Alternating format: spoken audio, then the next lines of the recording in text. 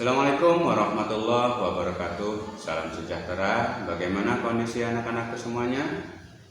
Tetap semangat, tetap sehat, dan mudah-mudahan selalu ada dalam lindungan Allah Subhanahu wa Ta'ala. Bagaimana liburan di semester 1 kemarin?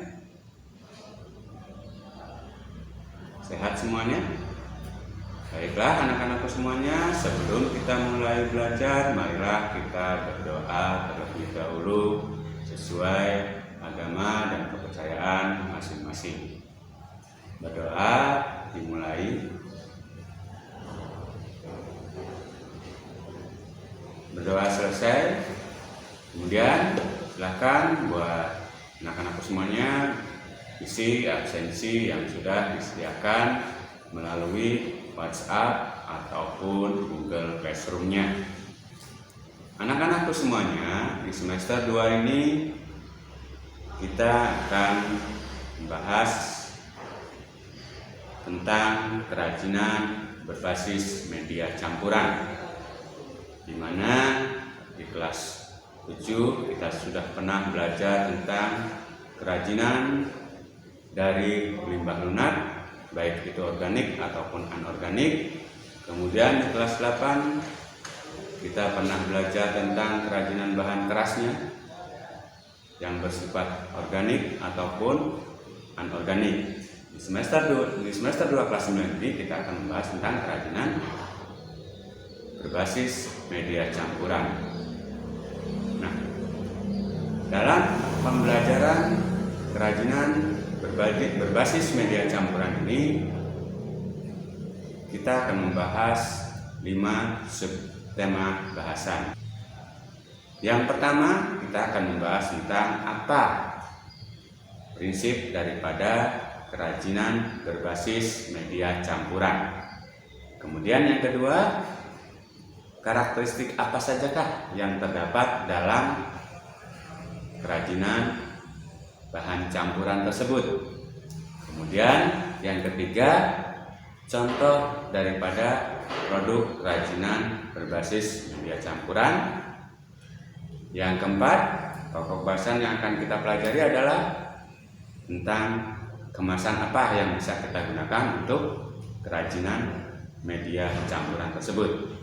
Dan yang terakhir adalah bagaimana proses produksi ataupun produk sebuah kerajinan itu bisa kita buat. Baiklah anak-anakku, semuanya kita mulai pembelajaran yang pertama di bab 1, yaitu tentang kerajinan berbasis media campuran. Di Kepulauan Indonesia sendiri telah menjadi pusat perkembangan abadi sejak zaman dahulu, di mana banyak pulau-pulau yang dianugerahi berbagai kekayaan alam yang melimpah dan penduduknya diberkahi keahlian tradisi dengan berbagai kerajinan, baik itu mulai dari kerajinan batik, berbagai ukuran kerajinan kayu, dan juga aneka macam logam lainnya. Kerajinan sendiri berbasis media campuran ini adalah kerajinan yang dibuat dengan tujuan untuk merubah bentuk sebuah benda yang dominan terbuat dari satu jenis bahan, di mana satu bahan ini kita padukan dengan bahan yang lain agar menjadi lebih menarik, baik tanpa menghilangkan fungsi aslinya ataupun tanpa mengganti fungsi dari kerajinan tersebut. Bahan yang digunakan itu bisa dapat berupa bahan alam dengan bahan alam atau bahan buatan dengan bahan buatan. Dapat pula juga terdiri dari bahan alam dan buatan ataupun campuran. Sehingga disebutnya ini dikenal dengan istilah memodifikasi sebuah kerajinan.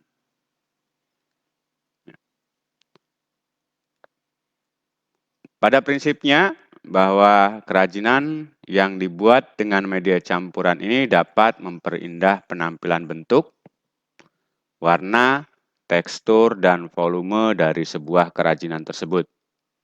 Di mana dengan demikian nilai kualitas dari kerajinan ini pun akan semakin meningkat. Hal ini dikarenakan menggunakan bahan media campuran harus mengenal yang namanya karakteristik bahan masing-masing, sehingga lebih sulit untuk dikerjakan ataupun dilakukan. Nah, kemudian beberapa alasan yang dapat dikemukakan dalam pembuatan kerajinan yang dibuat dengan strategi merubah seperti menggunakan bahan campuran ini adalah yang pertama adanya kekurangan bahan baku atau memanfaatkan bahan baku yang tidak banyak jumlahnya. Kemudian yang kedua ini menghindari bentuk yang monoton. Kemudian yang ketiga ini meningkatkan estetika pada tampilan suatu produk. Dan yang keempat, lebih terlihat modern karena dapat disukai oleh semua kalangan. Nah, sebagai pembuat karya selain diperlukan yang namanya keterampilan dan kreativitas, ini juga diperlukan yang namanya pengembangan karakteristik. Ini beberapa contoh daripada jenis kerajinannya. Misalnya, ini kerajinan yang diambil dari sebuah tempat hiasan pengantin, kemudian dirubah menjadi sebuah hiasan rumah di pojok sudut-sudut rumah. Ada juga yang berbentuk kerang, kemudian kita modifikasi menjadi sebuah lampu hias, dan masih banyak lagi jenis yang lainnya. Kita lanjutkan. Nah, dalam pembuatan produk itu sendiri, ini menggunakan satu jenis bahan terkadang banyak menemui kendala. Kendala yang sering terjadi ini terbatasnya bahan baku. Kemudian ada juga bentuk produk yang monoton dan kurang terlihat modern. Nah, itu beberapa kendala yang sering dialami oleh pengrajin. Nah, dalam melakukan perubahan ataupun strategi ini kerajinan perlu kiranya kita memahami yang namanya prinsip kerajinan berbasis media campuran itu seperti apa. Nah, baiklah kita akan mencoba membahas apa prinsip-prinsip yang perlu dirubah dalam kerajinan berbasis media campuran ini. Yang pertama yaitu merupakan penggabungan dari berbagai bahan yang tidak memiliki reaksi kimia tertentu ketika dilakukan pencampuran ataupun penggabungan. Misalnya, bahan yang digunakan dapat membuat bahan lainnya terkikis atau berkarat, dan sebagainya. Jadi, pada saat kita menggabungkan sebuah produk dengan bahan campuran yang lain, ini usahakan produk tersebut tidak rusak.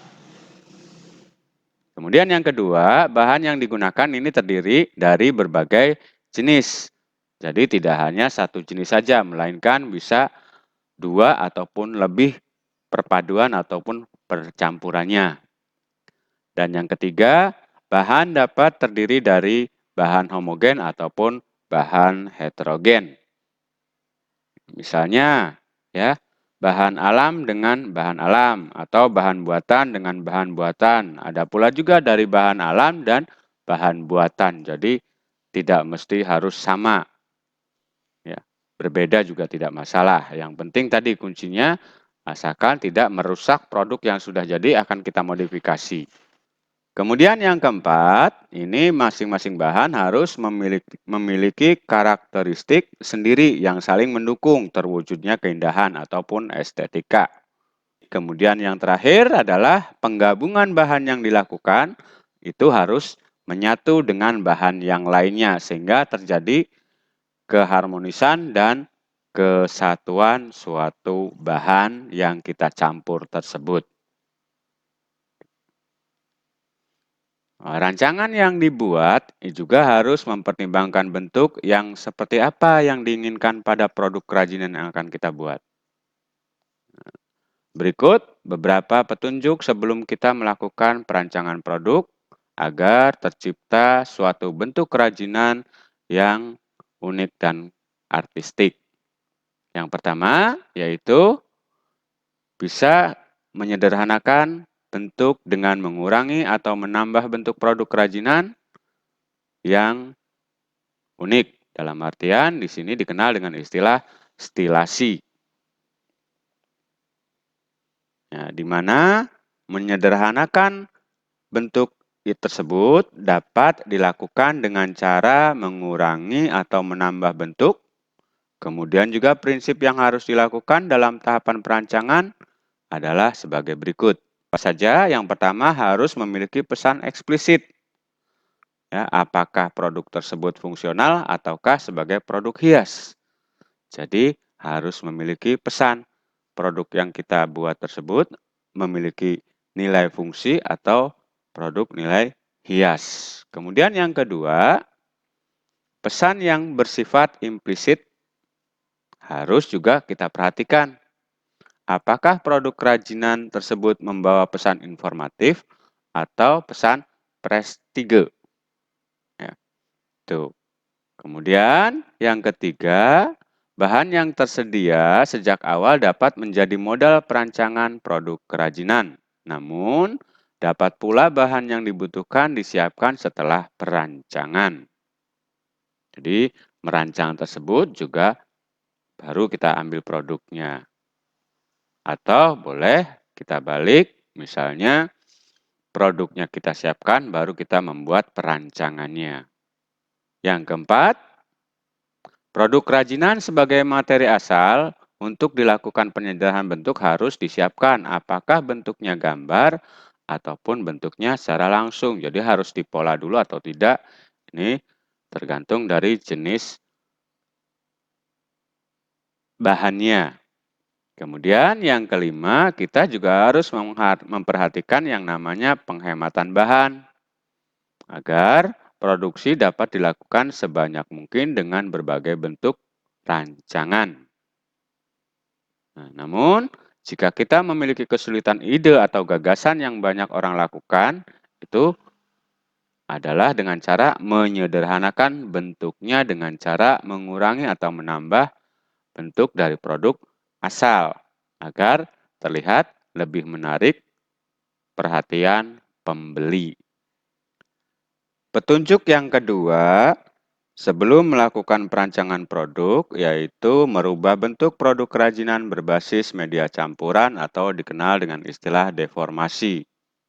Yang mana selain dengan cara menyederhanakan bentuk, kerajinan berbasis media campuran juga dapat pula dilakukan dengan menggunakan cara merubah bentuknya hingga menjadi bentuk yang benar-benar baru.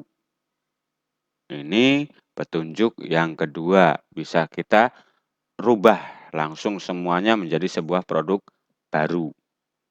Nah, deformasi sendiri ini diartikan sebagai perubahan bentuk yang terjadi secara permanen, di mana perubahan bentuk ini harus diimbangi dengan pengetahuan tentang objek ataupun produk asalnya agar perubahan yang kita harapkan dapat terlihat dengan maksimal sehingga akan terlihat lebih menarik. Itulah beberapa prinsip yang harus diperhatikan oleh seorang pengrajin untuk membuat sebuah kerajinan yang berbasis media campuran. Sebelum saya akhiri, silakan anak-anakku kerjakan lembar kerja LK 1.1-nya, yaitu bagaimana kita mengidentifikasi sebuah kerajinan berbasis media campuran dengan menyederhanakan suatu bentuk. Misalnya, kalau kita contohkan di sini bentuknya bentuk lampu hias, kemudian fungsinya sebagai apa, kemudian apa yang dikurangi atau yang ditambahkan, kemudian teknik yang digunakan, tekniknya seperti apa dan bagaimana. Ini bisa dikerjakan melalui kelompok ataupun secara individu. Itu saja materi untuk pertemuan pertama kali ini. Kurang lebihnya saya mohon maaf. Assalamualaikum warahmatullahi wabarakatuh.